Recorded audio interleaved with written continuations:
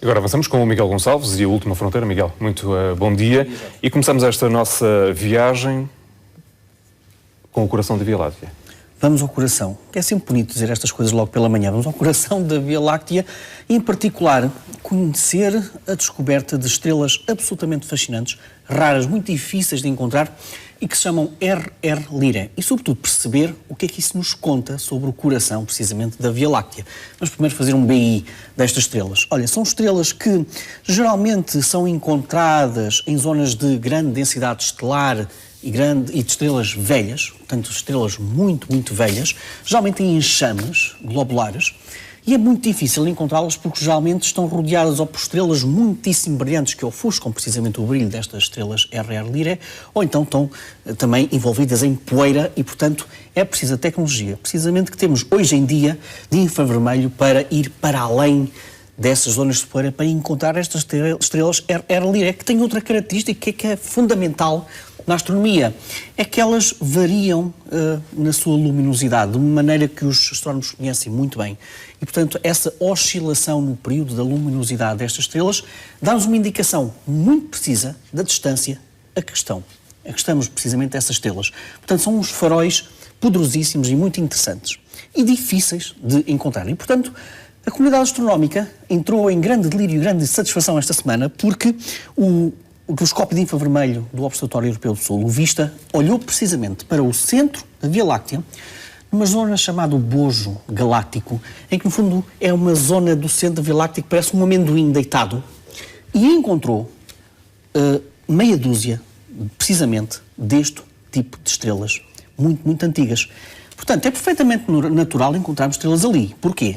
O centro da Via Láctea é precisamente a zona onde está a maior concentração de estrelas. E estas RR Lyrae são, como tinha dito há bocado, estrelas muito antigas. Quão antigas? Olha, cerca de 10 mil milhões de anos.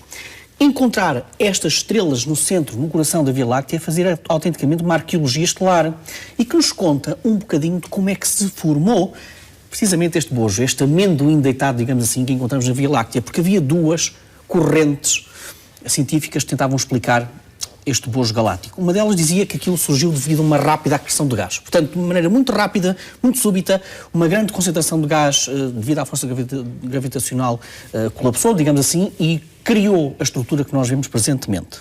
Essa era uma das teorias. Mas a descoberta destas estrelas veio dar mais força, precisamente, à ideia contrária a outra corrente que explica esta zona central da Via Láctea, que diz mais ou menos o seguinte: a Via Láctea, no início, tinha uma grande concentração de enxames globulares, ou seja, bolhas autenticamente grandes estrelas, de uma grande quantidade de estrelas, muito juntas, precisamente na zona central da Via Láctea. E o que é que aconteceu? Houve uma fusão, precisamente, dessas grandes metrópoles estelares. Essa fusão deu origem, precisamente, a essa estrutura de amendoim deitado que nós encontramos no centro da Via Láctea. Mas lá está, isto apenas foi possível fazer esta descoberta porque encontramos os sobreviventes estelares dessas fusões, que são precisamente estas estrelas RR Lyrae e que são, no fundo, as grandes sobreviventes da grande arqueologia, das estruturas mais antigas, precisamente da Via Láctea. Ora, e mantemos-nos na Via Láctea, porque agora vamos falar de estrelas que estão em colisão. E de nuvens. Eu faço já uma pergunta, tens alguns planos para daqui a 30 milhões de anos? Não está, não estou a lembrar nada que tenha para fazer. E eu digo isto por uma razão muito simples, porque se estivéssemos todos cá daqui a 30 milhões de anos, se calhar, se olhássemos para o chamado braço de Perseu da nossa Via Láctea, nós íamos assistir a um fogo de artifício extraordinário. Mas esta história começa na década de 60, porque na década de 60 houve uns astrónomos Gale Smith, aliás, que fez observações nos arrabaldes da Via Láctea, encontrou uma nuvem gigantesca, com uma massa extraordinária. Olha, tanta massa que tem gás suficiente para fazer cerca de 2 milhões de estrelas, como o nosso Sol. E os astrónomos acharam aquilo interessante. Mas, enfim, nuvens à volta da Via Láctea, nós conhecemos uma série delas, mas esta semana é que esta nuvem, chamada nuvem Smith, teve outro tipo de condimentos interessantes para a astronomia. É que os astrónomos conseguiram ler, digamos assim, a órbita precisamente desta nuvem. E o que é que nos diz essa órbita? Diz-nos que, lá está, daqui a 30 milhões de anos, mais ou menos ano, esta nuvem vai entrar em autêntico confronto, vai colidir com um dos braços da Via Láctea. Não, isto não é uma boa notícia para todos aqueles que adoram teorias do fim do mundo. Não vai acontecer nada de extraordinário, digamos assim, na nossa Via Láctea, ou mesmo aqui nas redondezas da Terra. Muito pelo contrário, vai acontecer um grande fogo de artifício. É que a colisão de grandes nuvens de gás no cosmos dá origem à formação de novas estrelas.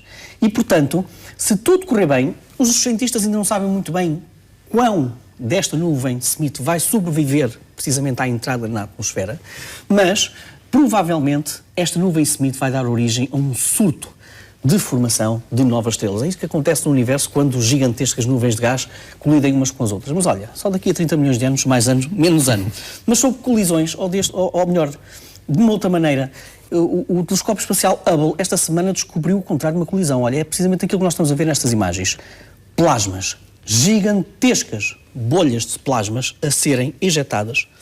Ali parece que era de uma estrela chamada V Hydra, que aparentemente ejeta grandes quantidades de plasma a uma velocidade de cerca de... uma velocidade absolutamente astronómica. Em 30 minutos chega da Terra à Lua uma bolha daquele tipo.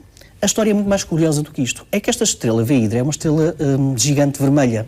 Ela supostamente não teria qualquer tipo de capacidade para fazer uma grande injeção de material como aquele que os cientistas encontraram. Isto lançou um mistério astronómico que tem uma explicação, para já, que é a melhor explicação que nós temos. Então o que é que acontece? Há uma companheira estelar invisível, precisamente desta gigante vermelha, que a cada 8 anos e meio faz uma órbita à volta desta gigante vermelha e cria uma espécie de um disco a acreção da atmosfera da gigante vermelha. Portanto, suga um bocadinho da atmosfera da gigante vermelha, cria um disco de acreção à volta da gigante vermelha e esse disco é o motor para a explosão de gigantescas bolhas de plasma como aqueles que foram captadas pelo Hubble. Esta explicação calha bem porque consegue explicar tudo aquilo que é observado pelo Hubble e, sobretudo, consegue explicar também outro tipo de observações que é visto noutros sistemas também com este tipo de injeções de plasma. Portanto, é uma gigante que terá provavelmente uma companheira estelar invisível que está a formar um motor que lança para o espaço estas gigantescas bolhas de plasma. Ora, e Miguel, para terminarmos, hoje temos livros. Que livros é que nos trazes? São 4 sugestões, todas elas diferentes e muito, muito interessantes. Olha, vou começar pela Gradiva e pelo livro do meu querido amigo Alexandre Aibeu. 90% do caro leitor foi feito nas estrelas. Pois é, resta perguntar, onde é que estão os outros 10%?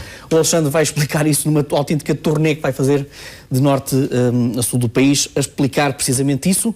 E é um livro que nos conta, desde a formação das estrelas, porque é que nós também vemos as estrelas, passa pela Lua, passa pelo Sol, mete história e mete também alguns episódios da sua própria vida enquanto divulgador de ciência. E é um livro extraordinário e digo-te já daquele que é, na minha opinião, o maior e o melhor divulgador de ciência da minha geração, do Alexandre Aibeu. Depois do Clube do Autor, Os Grandes Enigmas da Pré-História, e eu trouxe este livro para aqui por uma razão muito simples, tem um capítulo absolutamente delicioso sobre as grandes teorias cosmológicas dos primeiros povos do Paleolítico e é extremamente interessante ver como é que a própria representação de pinturas rupestres que nós conhecemos hoje em dia tem muito, muito de cosmos. Depois, também do Clube do Autor, O Sentido da Vida Humana, de Edward O. Wilson, que é um dos grandes biólogos da atualidade, um excelente divulgador e que neste livro faz quase uma reflexão filosófica de como é que nós aparecemos, o que é que as nossas próprias ações, o nosso comportamento, face também às outras espécies, explica um bocadinho do nosso contexto no cosmos e, portanto, é sobretudo uma grande obra de reflexão de um biólogo sobre a nossa própria existência. E, por último, da Porto Editora, Ajuda o Seu Filho nas Ciências, um guia ilustrado passo a passo, é um extraordinário contributo da Porto Editora que ajuda os pais lá em casa a explicarem aos filhos a ciência, várias áreas da ciência, com ilustrações, com diagramas, de uma linguagem extremamente acessível e é uma coleção também que está presente para outras áreas, como por exemplo a matemática, e é uma magnífica prenda, olha, dos filhos para os pais e dos pais para os filhos. Esta sugestão da Porto Editora. Miguel, um último apontamento para a Agência Espacial Europeia. Nota muito rápida, que nós certamente vamos falar disto esta semana. Quarta-feira, se tudo correr bem, a Agência Espacial Europeia chega a Marte.